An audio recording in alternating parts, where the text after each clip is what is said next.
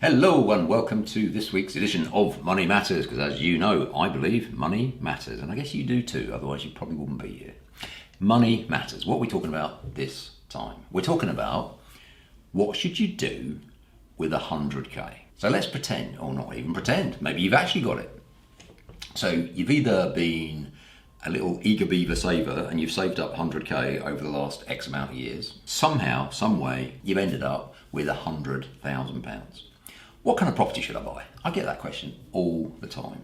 Just last week I was asked, I've only got £300,000. Is that enough to succeed in the world of property? But yes. So let's pretend you've got £100,000. What kind of property should you buy? Well, I'm actually going to give you three options. And I'm going to start with the easy peasy, lemon squeezy, even a child could do this. And I will prove it to you. This is number 14 Beckett Road, Doncaster. And I'm using this one as an example because this is a strategy called buy, refurbish, remortgage, and rent out. Buy it for cash, refurbish it for cash, put a mortgage on it, and then rent it out to somebody. So a buy to let. So this particular property, 14 Beckett, before I go any further, I need to make it absolutely clear this is not my property. I don't own it. Well, what are you talking about it for then, Paul? Well, because it's child's play. It's absolute child's play. I can prove it because Jude, my youngest son, check him out, he looks a bit different now as a teenager, is the owner of this property, or rather his company. So he bought this property, or his company bought the property for £50,000.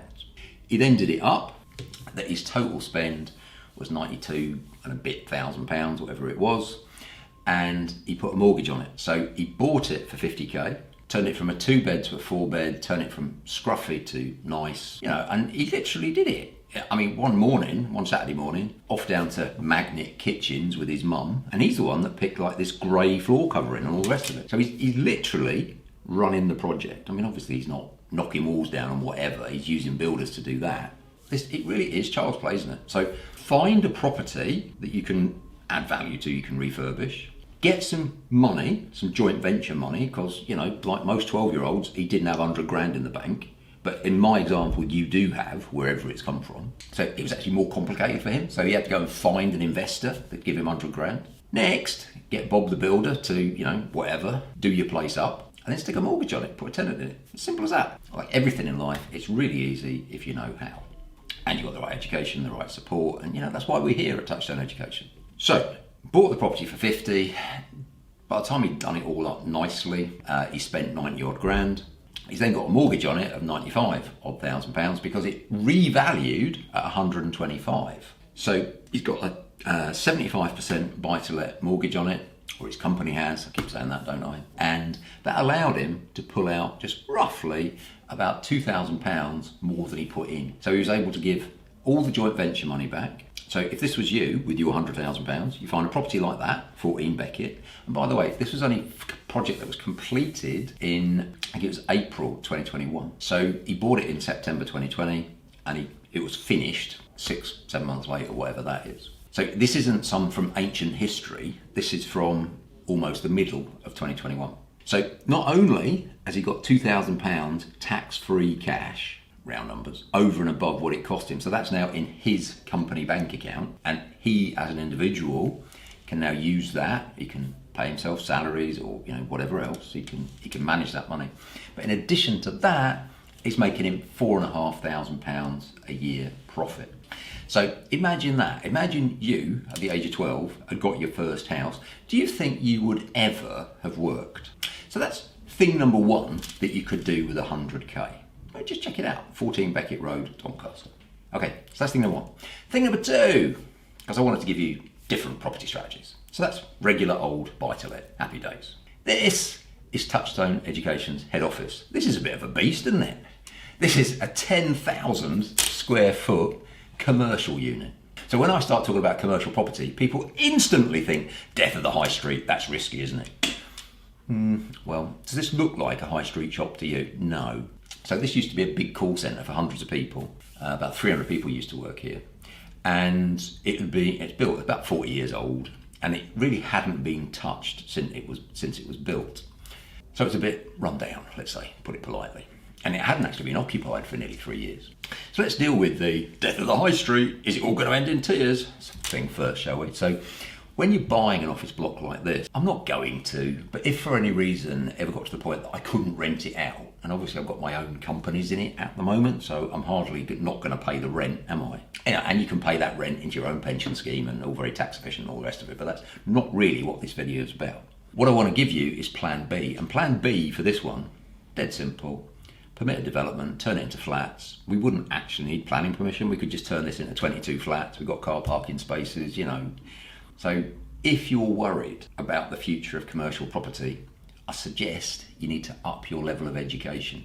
Warren Buffett famously said, the stock market is simply a mechanism for transferring money from people that don't know what they're doing to people that do. It's the same with commercial property, it's the same with property. Could you buy this property with the £100,000 that I'm talking about? Well, actually, you could buy two. How did I find this property? Your network is your net worth.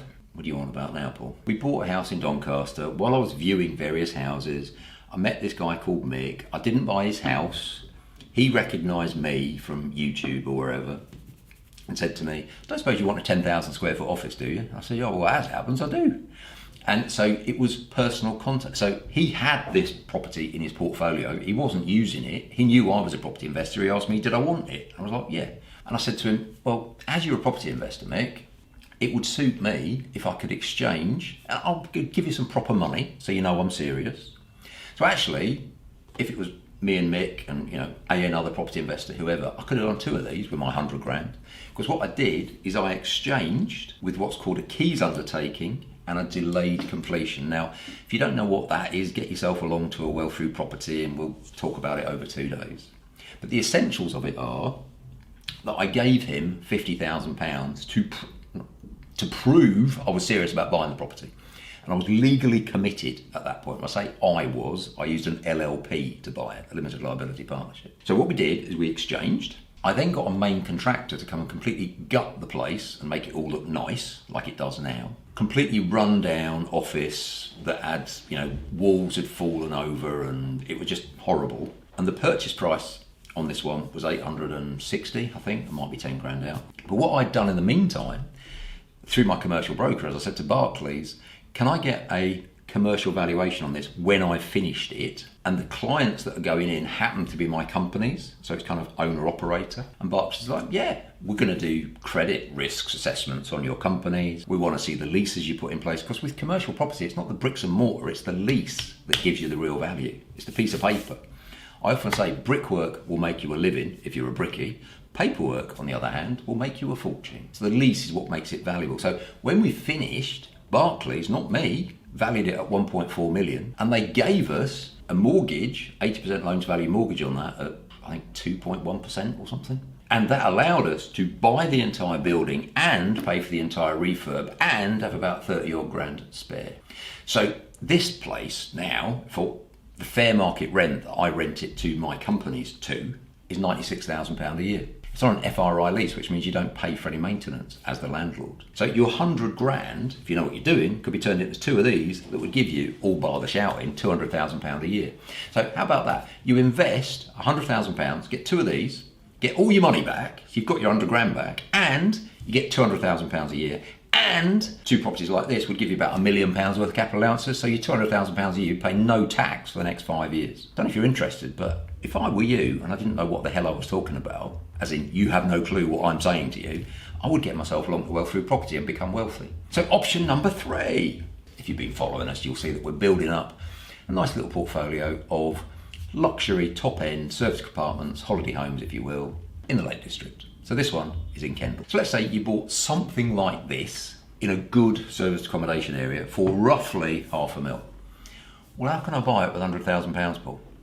You know, stamp duty, this, that and the other thing, it's going to be very expensive. Well, you can go and get yourself an 80% loan to value mortgage on it, can't you? So if you bought it for £500,000, the deposit required would be £100,000 because 20% of £500,000 is £100,000.